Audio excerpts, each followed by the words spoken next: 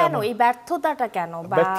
ব্যর্থতা হচ্ছে এই কারণে কেন হচ্ছে না ভাবছে না কেউ কেন এই ব্যর্থতাটা হচ্ছে না মানে ইন্টারন্যাশনালি যে ফিল্মগুলো হচ্ছে যে ছবিগুলো হচ্ছে বাইরের দেশে বা আমাদের প্রতিবেশী দেশগুলোতে যে সিনেমা হচ্ছে যে সিনেমার জন্য এখনো কিন্তু সিনেমা দেখার জন্য মানুষ পাগল মানুষ করে সিনেমা দেখে আমরা সিনেপ্লেক্সে দেখি অনেকে মানে সেই টিকিট পাওয়া যায় না মানুষ ছবি দেখছে মানে এই কিছুদিন আগে একটা সিনেমা হয়ে গেল ওই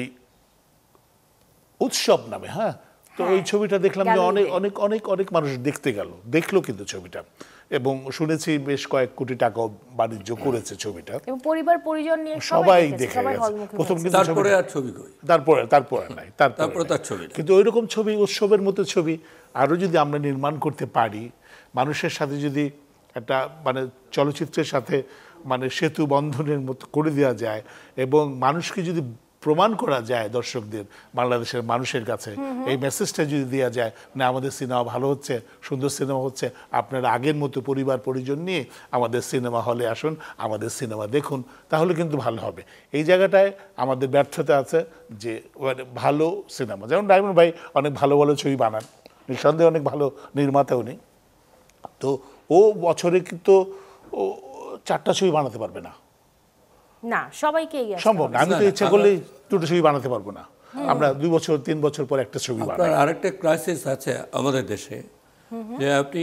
যে ছবি বানাবেন শিল্পী কই কিছু শিল্পী প্রবাসে কিছু শিল্পী জেলখানায় কিছু শিল্পী আপনার আত্মগোপনে তারপর শিল্পী কোথায় এখন যে শিল্পী তৈরি হবে একটা নতুন শিল্পী নিয়ে আপনি কাজ করবেন এটা যে উৎসাহ দেবে সিনেমা হল মালিকরা তারও তো সুযোগ নাই নতুন শিল্পী নিয়ে ছবি করছেন সে শুনলেই সিনেমা হলে যারা ছবি চালাবেন যে জায়গাটাতে চিন্তা করে আমরা ছবি নির্মাণ করি তার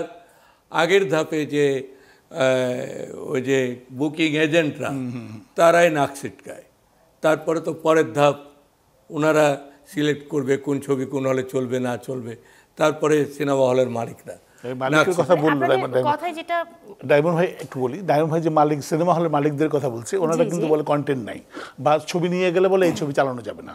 মানে এই ছবিটা বাণিজ্যিক নয় তো ওনারা কন্টেন্ট খুঁজছেন সিনেমা হলের মালিকরা কিন্তু সিনেমা হলের মালিকরা তো আগে সিনেমা বানাতো এখন ওনারা বানায় না ওনারা তো কন্টেন্ট ভালো বোঝেন তো ওনারা ভালো ভালো কন্টেন্ট তো বানাতে পারেন ওনাদের হল সিনেমা হলের জন্য তাই না তো এখন ওনারা বানাবে না একজন বলল ছবি হচ্ছে না কন্টেন্ট পাচ্ছি না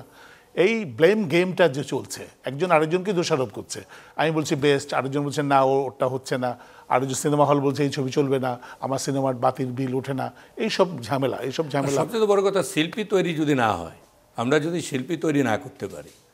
তাহলে ওই ঈদ ভিত্তিক ছবি ছাড়ার আশাও করা যায় না